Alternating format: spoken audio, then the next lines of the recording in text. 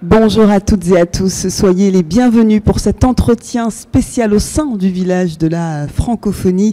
C'est un honneur pour moi de vous présenter aujourd'hui Madame Danielle Henkel, une femme d'affaires accomplie, présidente de Henkel Media, et c'est une figure inspirante de l'entrepreneuriat francophone, originaire du Maroc et ayant construit son succès au Québec. Madame Henkel est connue pour son engagement envers le développement des affaires, l'innovation et la promotion des femmes en entreprise. Elle est également une fervente défenseuse de la francophonie économique, croyant profondément en la puissance de la coopération entre les pays francophones pour favoriser notamment la croissance et les échanges à l'échelle internationale. Madame Henkel a su transcender les frontières culturelles et linguistiques, incarnant parfaitement l'esprit entrepreneuriat et de solidarité francophone. Et c'est en ce sens qu'elle fait partie du conseil exécutif de gouvernance pour le fonds avec elle de l'OIF. Elle est également ambassadrice de la francophonie économique pour le conseil du patronat du Québec. Bonjour, soyez la bienvenue. Bonjour à vous, merci beaucoup. Merci un plaisir de vous recevoir. C'est un honneur d'être avec vous, vraiment. Merci beaucoup, Madame Henkel. Alors, on a un petit échange de 5-10 minutes avec vous. C'est un honneur pour nous. On va démarrer avec une petite question pour comprendre, selon vous, comment vous percevez le rôle de la francophonie dans le soutien et la promotion de l'entrepreneuriat au sein de ces pays membres et en particulier pour les femmes. Alors, d'abord la francophonie, je pense que c'est un volet qui aurait dû être mis de l'avant depuis très longtemps. Mais on dit que c'est toujours, il n'est jamais trop tard pour bien faire. Mais c'est plus qu'une langue. C'est en fin de compte un outil excessivement fort pour rallier, relier, échanger, mais aussi découvrir. Découvrir ce monde extraordinaire. Et ce n'est pas que l'Afrique, c'est partout dans le monde qu'on retrouve des bulles, des communautés avides de pouvoir d'abord utiliser cette langue comme étant un outil de commerce, mais aussi d'échange, de découverte. Alors, la francophonie, pour moi, c'est le lien important pour découvrir, pour justement mettre de l'avant, modéliser même, j'irais jusqu'à dire, modéliser, bien sûr, puisque je suis très intéressée par les femmes et la diversité, donc ces femmes extraordinaires qu'on découvre, mais partout à travers le monde, et qui font des choses, vous savez, grandioses, mais je dirais qu'on n'a pas besoin de s'attendre à ce que ce soit la plus grande entreprise. Quelquefois, il y a des femmes dans des villages, dans des communautés qui font des merveilles, ne serait-ce que pour soutenir leur famille et la famille, les familles entre elles de ces communautés-là. Vous savez, on dit que ça prend un village pour élever un enfant. Eh bien, c'est exactement ça, et ça prend des femmes pour le faire et le faire adéquatement.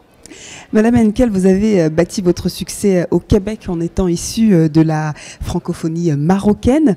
Quels sont selon vous les atouts et les défis spécifiques auxquels les entrepreneurs issus de la francophonie doivent faire face dans un contexte bien sûr globalisé?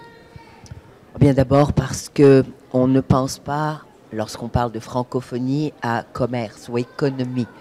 On pense langue. On pense à parler une langue au sein même d'une mondialisation qui, quelquefois, est complexe, hein, de plus en plus complexe, puisqu'on parle beaucoup le mandarin, on parle l'espagnol et on parle aussi, bien entendu, l'anglais un peu partout. Mais on oublie que le français est une des langues les plus parlées dans le monde, d'ailleurs grâce à l'Afrique. On parle quand même d'un État qui est un état de constat où la langue en elle-même est un outil, je l'ai dit tout à l'heure, mais je le redis, est un outil qui va permettre à ces entrepreneurs et à ces entrepreneureux, on met toujours un E quand on est au Québec, de pouvoir avoir accès à de l'information. Donc, je dirais que les grands défis aujourd'hui, c'est ce ralliement qui, je pense, est encore à son balbutiement. Un des autres défis importants, ce n'est pas partout.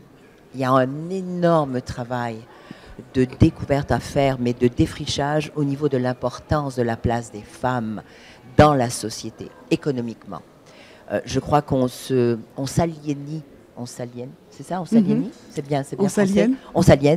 On s'aliène une communauté qui représente quand même 50% de la population. Ça ne veut pas dire que tout le monde va travailler, mais quand même, ne serait-ce que de prendre conscience que ces femmes-là ont un impact socio-économique important dans chacun des pays. Et je trouve que plusieurs pays ont encore un énorme travail à faire dans la reconnaissance de la place des femmes, du droit des femmes à l'accès, que ce soit à l'entrepreneuriat ou à des postes professionnels importants.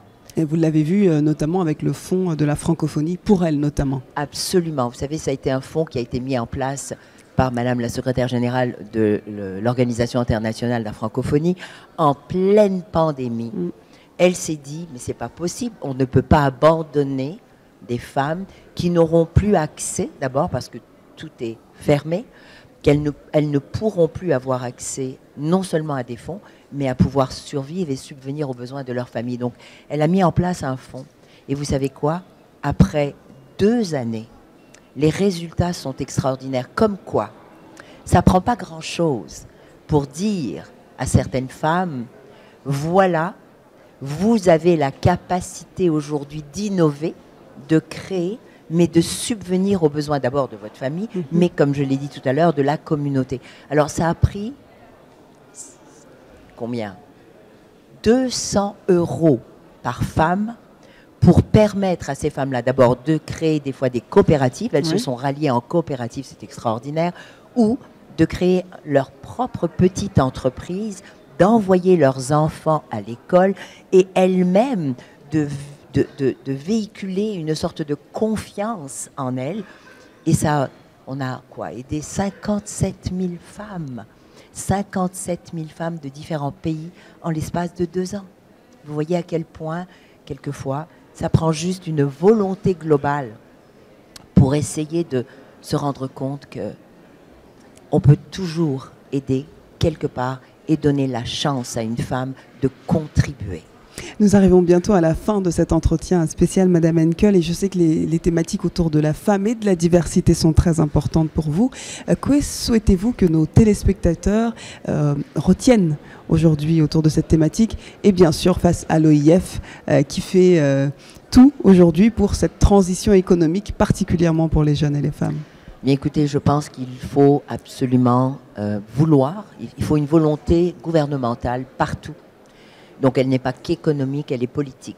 Une volonté qui met en place cette facilité à pouvoir économiquement collaborer, à être curieux, à vouloir se déplacer, à ouvrir les frontières, mais les frontières aussi, je dirais, des barrières de perception. Alors, est-ce que c'est facile de faire affaire partout dans le monde et surtout en francophonie? Non. Mais est-ce que c'est possible? Absolument. Donc je crois que ça prend une volonté de part et d'autre, autant des entrepreneurs que des gouvernements, que du volet financier. Donc ça prend aussi, vous savez, on revient encore aux femmes et aux jeunes, l'accès au capital, l'accès au mentorat, c'est ce qui est vital aujourd'hui. Donc je prône le mentorat parce que c'est l'accompagnement. Ce n'est pas que l'accès aux finances, ça prend les deux. L'accompagnement, les finances. Donc si c'est un appel, ce serait un appel de dire regardons ce qui se fait aussi quelquefois ailleurs, qui se fait de bien, et puis inspirons-nous de cela. Merci infiniment, Madame Henkel. Un plaisir. Merci à vous de nous avoir suivis. On poursuit ces entretiens spéciaux au sein du village de la francophonie. Restez avec nous.